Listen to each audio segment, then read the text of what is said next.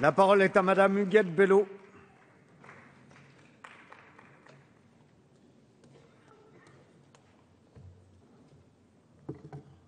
Monsieur le Président, Madame la Ministre, Monsieur le Ministre, mes chers collègues, très chers enfants de la Réunion qui suivaient ces débats depuis les tribunes de l'Assemblée nationale.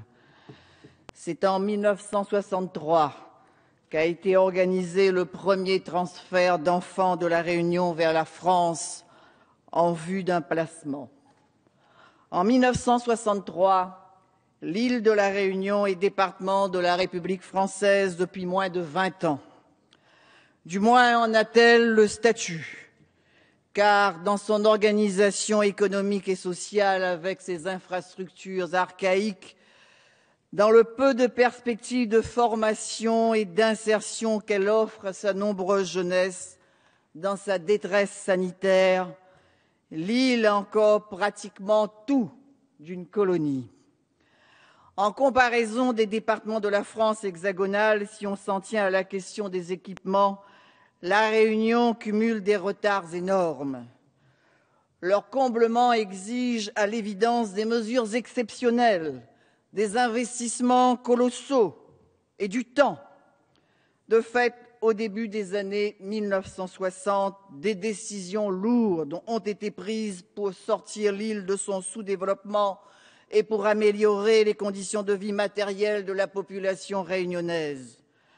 D'autres mesures ou d'autres pratiques ont revêtu un caractère plus contestable du point de vue de l'exercice de la démocratie. Mais là n'est pas mon propos. Toujours est-il que dans toutes les politiques visant à atténuer le dénuement qui règne dans ce lointain département de l'océan Indien, la question démographique est omniprésente, presque obsessionnelle. Une natalité très élevée, une mortalité qui diminue. La transition démographique réunionnaise a surtout été appréhendée sous l'angle des menaces et des risques, de l'usage de moyens de contraception très contestables à la planification d'une émigration massive. Bien des moyens seront utilisés pour freiner l'augmentation de la population. C'est ainsi que pour soulager la misère des 250 000 Réunionnais, éviter une poussée démographique et prévenir une explosion sociale tant annoncée et tellement redoutée, Michel Debré, député de la première circonscription de la Réunion, va convaincre le gouvernement d'organiser un vaste transfert de population vers les départements de la France, du continent. Il n'est pas indifférent que ce député soit le plus jacobin des hommes politiques français de l'après-guerre. Tout l'engagement politique de Michel Debré a été guidé par son idéal de fusion de tous les territoires et de toutes les populations françaises dans une seule nation, une seule histoire, une seule culture, un même destin. C'est dans ce contexte qu'a été créé en 1963 le Bureau pour le développement des migrations dans les départements d'outre-mer, ce fameux BUMIDOM qui a représenté l'espoir pour des jeunes privés de perspectives, mais qui n'a pas toujours exaucé les rêves des jeunes des départements d'outre-mer, de sorte qu'il en reste dans la mémoire collective un souvenir mitigé. Mais pourquoi a-t-il fallu qu'on mêle à cette entreprise de migration des enfants? Comment a-t-on pu proposer comme mesure de protection à ces enfants pauvres, quelquefois maltraités, d'autres fois abandonnés, une expédition à des milliers de kilomètres de leur île? Pourquoi leur a-t-on menti et promis une scolarisation, un métier, des vacances au pays, des retrouvailles en famille, des perspectives de retour? Comment se sont-ils souvent retrouvés à répondre aux besoins de régions françaises en mal de main-d'œuvre? De 1963 au début des années 1980, on estime aujourd'hui à plus de 1600 le nombre d'enfants qui ont été concernés par cet exil forcé. Un nombre qui aurait pu être encore beaucoup plus important puisque les promoteurs de cette sinistre opération s'étaient fixé un objectif de 25% de la population totale. Piégés par un système administratif aveugle, Les enfants ont été placés dans des familles, mais aussi dans des exploitations agricoles, dans des lieux d'accueil, éparpillés dans 60 départements.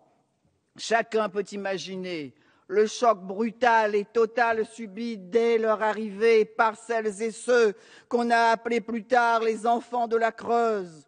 Un autre climat, ils n'étaient pas équipés, une autre langue qu'ils n'avaient pas appris à parler, d'autres codes culturels. Ils ont connu la solitude, le racisme, la violence, des traitements indignes, et puis, au bout du compte, la conviction tous les jours plus forte qu'ils ne reverront ni leurs proches, ni leur île, qu'ils seront oubliés. On peut s'étonner à cet égard du climat de résignation qui a toléré tant à La Réunion qu'en France continentale l'organisation de ce transfert d'enfants. Le contexte est celui des années 1960. Les grandes lois de protection de l'enfance ne sont pas encore votées, la Déclaration des droits de l'enfant non plus. Il reste qu'en dehors de quelques administrations ou associations ici ou là, et à l'exception notable du Parti communiste réunionnais de son journal témoignage, bien peu de voix se sont élevées à l'époque pour protester ou même pour interroger le bien-fondé de cette politique de déracinement.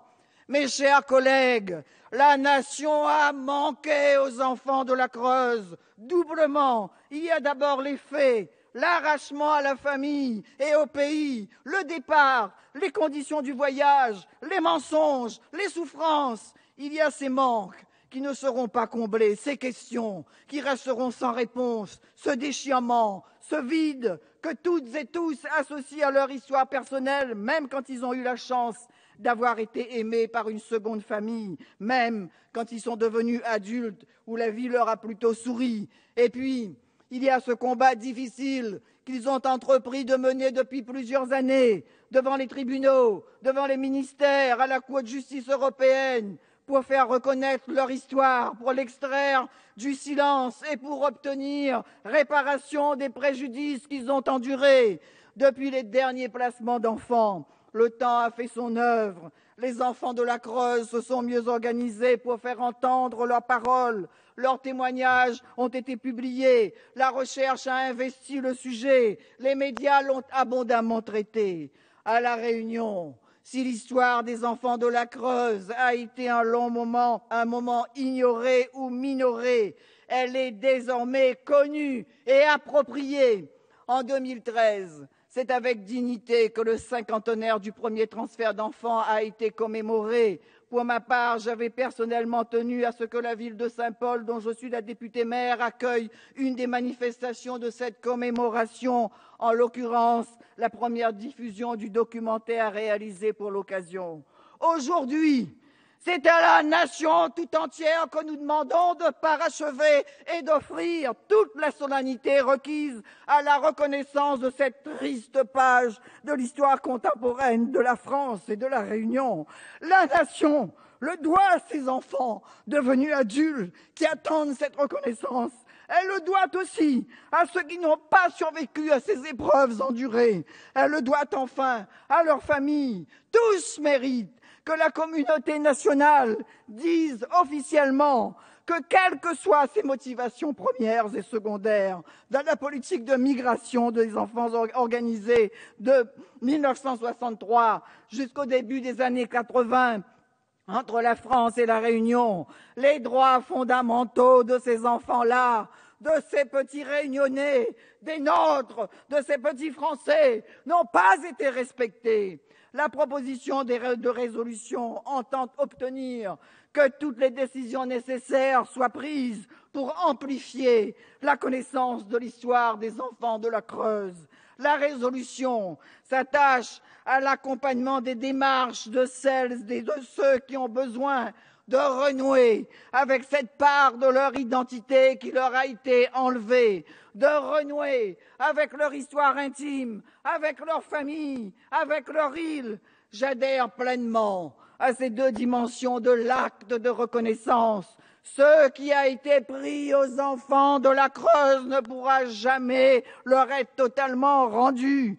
Tout ce qui peut aujourd'hui les aider à avancer dans leur quête d'eux-mêmes doit donc leur être donné dès lors que c'est possible et autant que possible, que cela soit fait sans tapage, sans arrière-pensée, en dehors du débat sans fin sur la culpabilité des uns ou des autres, en honorant simplement le pacte républicain qui traite avec une égale dignité tous ses enfants. Je vous remercie.